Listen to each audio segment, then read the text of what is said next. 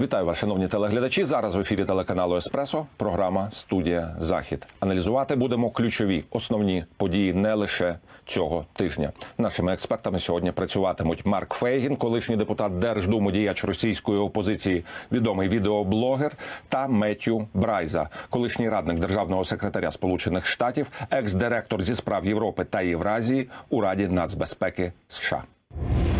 Аналіз поточної, надзвичайно непростої ситуації у світі розпочне амбасадор Меттью Брайза, колишній радник державного секретаря Сполучених Штатів. Вітаю вас, пане амбасадоре, в студії телеканалу «Еспресо». Міністр оборони Російської Федерації, військовий злочинець Шойгу, здійснив кілька телефонних дзвінків у справі можливого, в лапках, звісно, використання Україною так званої брудної ядерної бомби. Ніхто йому не повірив, але ми розуміємо, з якою метою Шойгу дзвонив в основні столиці євроатлантичної спільноти. Для того, щоб продемонструвати всю серйозність намірів Російської Федерації, можливо, йдеться про застосування тактичної ядерної зброї. Дуже дякую за запрошення, пане Бурковський. Мені завжди приємно з вами порозмовляти. Отже, це все ще раз підкреслює те, що росіяни вірять, що влада походить від страху. Я переконався в цьому, коли мав справу з багатьма росіянами під час різних переговорів протягом своєї дипломатичної кар'єри. Але вперше в моєму житті розмови про використання ядерної зброї не викликали особливого страху. Їх не сприйняли серйозно, а отже вони виявилися контрпродуктивними. Говорячи про так звану брудну бомбу, я думаю, що зараз це спроба вселити страх в усіх нас, що може бути використана якась радіоактивна зброя. Країни-члени НАТО, трансатлантична спільнота заявили, що Путін блефує щодо своєї готовності застосувати ядерну зброю. Ми пам'ятаємо, як він сказав: «Я не блефую». Тож таки блефує, бо він ніколи не скаже, що блефує, коли це справді так. Шойгу просто намагається знайти інший спосіб налякати всіх, щоб ми натиснули на Україну, змушуючи її вести переговори та закінчувати війну, яку Росія вже програла. Ми розуміємо, що відбулося засідання Ради безпеки Організації Об'єднаних Націй в закритому, увага, режимі. Я не володію інформацією, про що конкретно вони там говорили, але в будь-якому разі ми розуміємо, що Путін зазнає надзвичайно потужних ударів і не може виграти на полі бою з застосуванням конвенційної зброї. І, відповідно, можливо, він буде готувати якийсь пекельний сценарій. Відповідно, основна задача, щоб надійшла адекватна відповідь з боку євроатлантичної спільноти. Це справедлива аналогія, і багато американських аналітиків стверджують, що ми сьогодні ближче до ядерної війни через Росію в Україні, ніж будь-коли з часів кубинської кризи. Мої колишні колеги по роботі, друзі в адміністрації Байдена, дуже серйозно розглядають цю загрозу в пошуках належної відповіді з боку НАТО та США. І це важливо. Ми впевнені, що стримування є важливим фактором, оскільки ми маємо дати адекватну військову відповідь на випадок, якщо Путін, не дай Боже, вирішить застосувати ядерну зброю. Припускаю, що відповіддю буде інтенсивна конвенційна атака, яка перш за все буде направлена на російські військові сили, які відповідальні за таке нечуване вторгнення. Ми можемо побачити дуже серйозну атаку США і НАТО по російських угрупованнях в Україні. У Вашингтоні розуміють, якщо будь-яка країна, в даному випадку Росія, переступить поріг, який ніхто не переступав з того часу, як США застосували ядерну зброю в Хіросімі та Нагасакі у 1945 році, тож, якщо будь-яка країна наважиться на це і не зазнає нечуваного покарання, то така країна неодмінно застосує ядерну зброю знову, а її приклад підхоплять інші країни, які володіють таким озброєнням. Тож реакція буде потужною. Мене заспокоюють раціональність і спокій, з яким це питання обговорюється у Вашингтоні.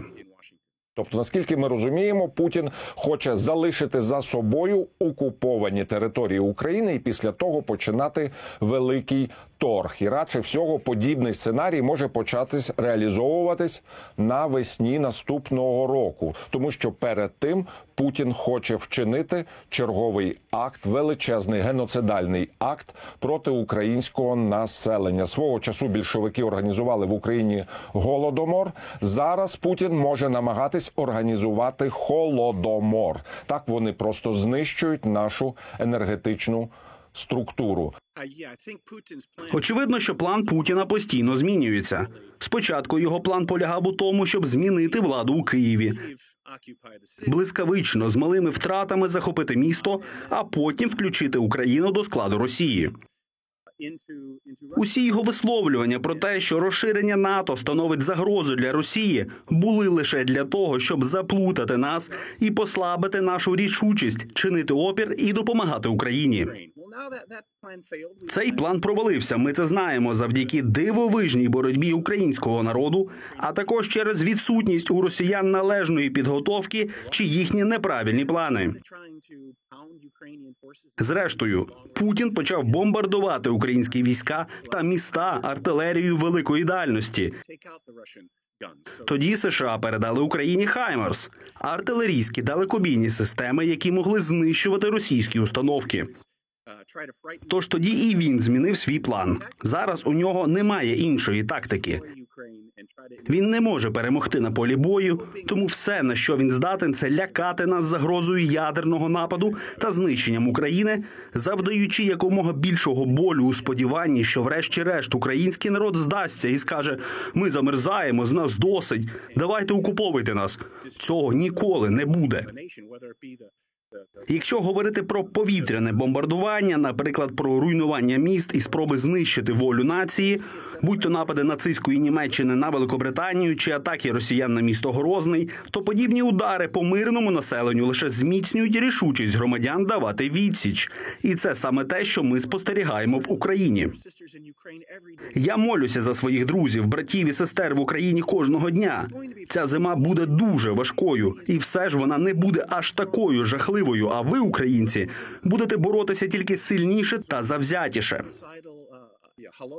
Тож, чи вдасться Путін до чергового геноцидного акту, голодомору чи холодомору?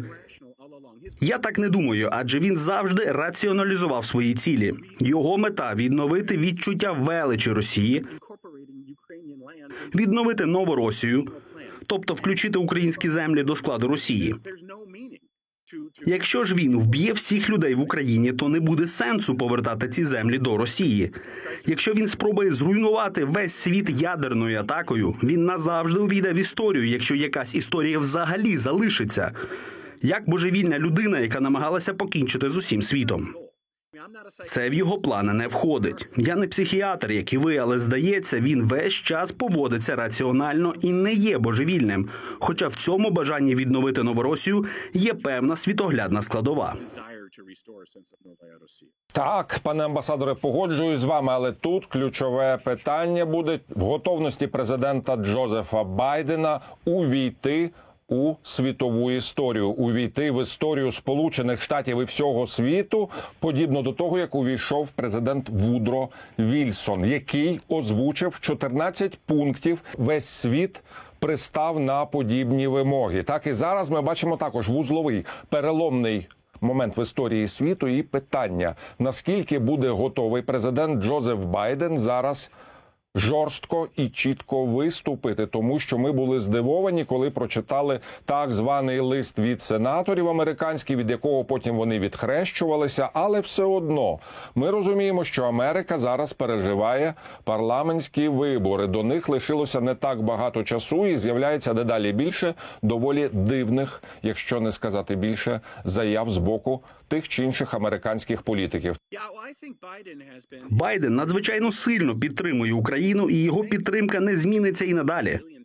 40 мільярдів доларів США військової допомоги Україні наразі допомогли українським солдатам настільки фантастично та успішно воювати на полі бою. Джо Байден вірить у те, за що воює Україна. Нагадаємо, що за президентства Обами тодішній віце-президент Байден мав провідну роль у формуванні відповіді США на попереднє вторгнення Росії в Україну. Питання в тому, що станеться після проміжних виборів.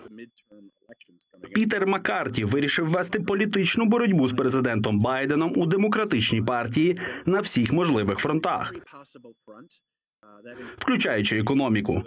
Є й звинувачення демократів у тому, що вони не хочуть боротися зі злочинністю і тому подібне. Він також закидає адміністрації Байдена, що вона витрачає занадто багато грошей на Україну і недостатньо на американський народ. Це дешевий політичний трюк, і Маккарті це добре знає, але майбутні вибори є певним викликом. Так само є деякі демократи. Це не Ненсі Пелосі, не топові демократи, а крайні ліві, які сформулювали листа, про який ви згадуєте. Фактично ще у червні, тобто до того, як Україні вдалося успішно здійснити свої контрнаступи під Харковом та Херсоном.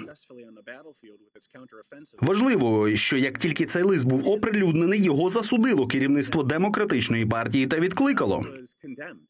Зараз усі американські політики схиляються до того, щоб продовжувати надавати потужну підтримку України. Хоча не слід думати, що підтримка триватиме вічно.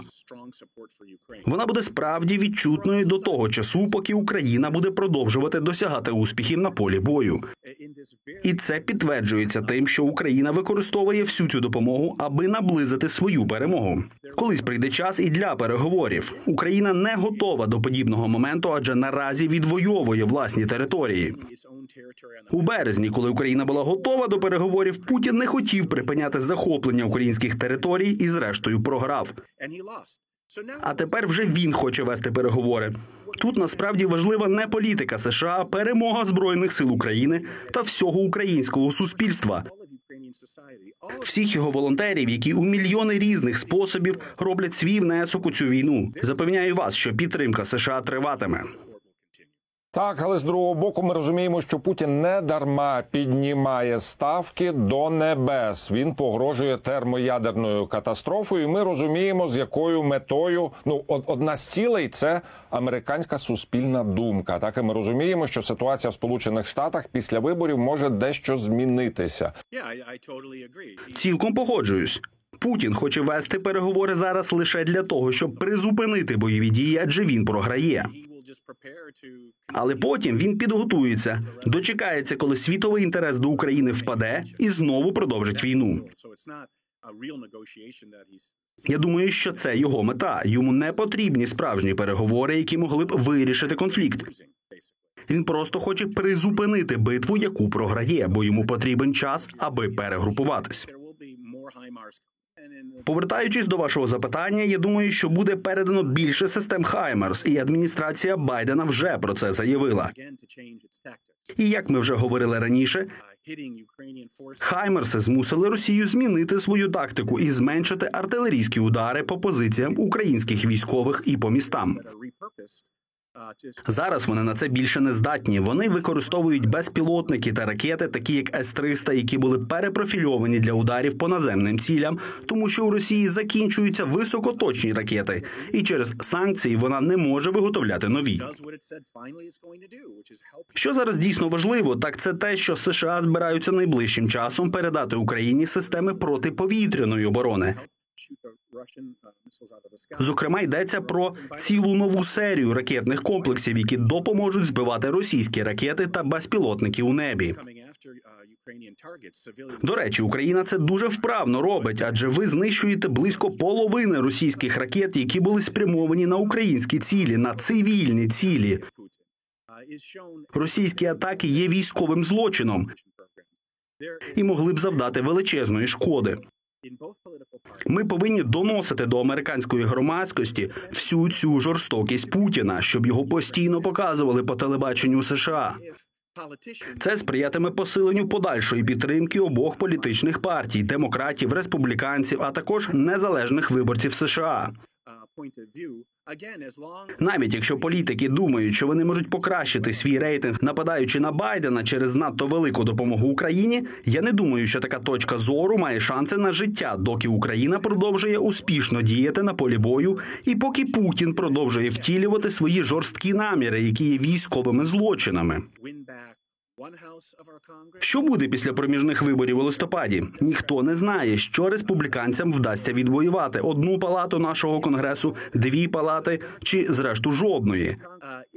Якщо республіканці очолять або Палату представників, або Сенат, вони, ймовірно, спробують зробити політичні бали зараз. І з нетерпінням очікують президентських виборів 24-го року, наступної великої події в політичному календарі США. Намагаючись послабити Байдена, стверджуючи, що він надто дбає про Україну і українське цивільне населення, а не про населення США. Байден мовчати не стане, а результат цієї політичної боротьби буде залежати від американського народу та від того, наскільки вони самі будуть продовжувати підтримувати народ України.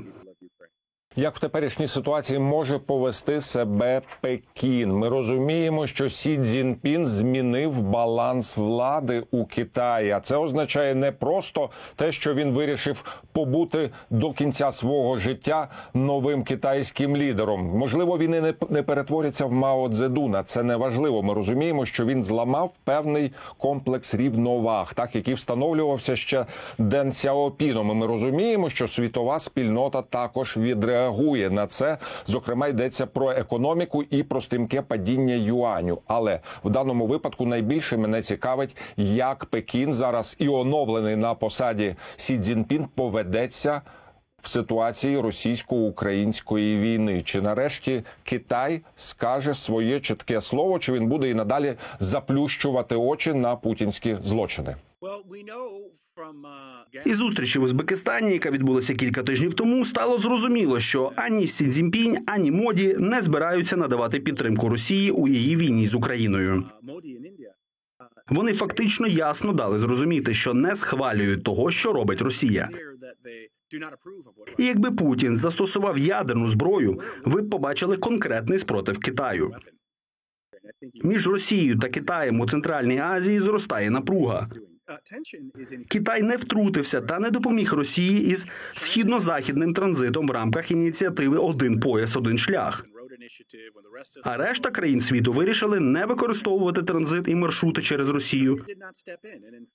Китай не втручався і не порушував санкцій, накладених на Росію. Він не накладав санкцій, але й не порушував їх. Натомість Китай спрямовує більшу частину своєї торгівлі в Центральну Азію та через неї. Сі Цзіньпінь і справді порушив баланс у китайській політиці. Він консолідував владу, наближившись до рівня Мао Цзедуна. Він також принизив свого попередника Ху Цзіньтао, спровадивши його з партійного з'їзду Китаю. Це була демонстрація великої політичної сили Сі Цзіньпіня. Росія йому не потрібна. Росія є молодшим партнером у будь-якому партнерстві з Китаєм. Незадовго до вторгнення Росії були розмови про партнерство без обмежень, але обмеження явно є.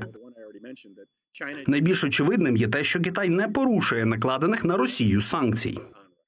Ну і наостанок, пане амбасадоре, хотів уточнити про роль Ірану і формування нової вісі зла. Ми розуміємо, що Іран постачає Росії безпілотні летальні апарати, які вбивають наших цивільних громадян. Зараз Іран пообіцяв постачати Росії і балістичні ракети різної дальності. Відповідно, як, на вашу думку, може зіграти Іран в теперішній ситуації? Тому що Путін, як не дивно, прагне не до згортання, не до локалізації війни, а навпаки до інтернаціоналізації конфлікту. І відповідно ми розуміємо, що історія про Іран – це не лише про права людини, це про іранську ядерну програму. І наскільки я розумію, Путін сигналізує всьому світові, що так, в нас є певні секрети, якими ми можемо віддячитись режиму аятол. Звертаючись до Ірану за безпілотниками та, можливо, балістичними ракетами, Путін оголює світові свій відчай. У нього закінчується власна зброя, і він змушений просити допомоги в країни, яка перебуває у міжнародній ізоляції. Він намагається інтернаціоналізувати конфлікт, але в даному випадку діє більше з тактичної необхідності та власного стратегічного бачення. В Ірані багато власних проблем. Весь світ спостерігає за протестним рухом, який очолюють жінки та дівчата, і який дестабілізує ситуацію по всій країні. Здається, джин вийшов із пляшки, і режиму дуже важко впоратися з протестами. Сьогодні я слухав репортаж, в якому йшлося, що подібно до того, як іранські експерти роз'яснюють Росії, як краще використовувати іранські безпілотники, російські співробітники служб безпеки зараз працюють в Ірані, намагаючись допомогти іранському уряду з придушенням протестів.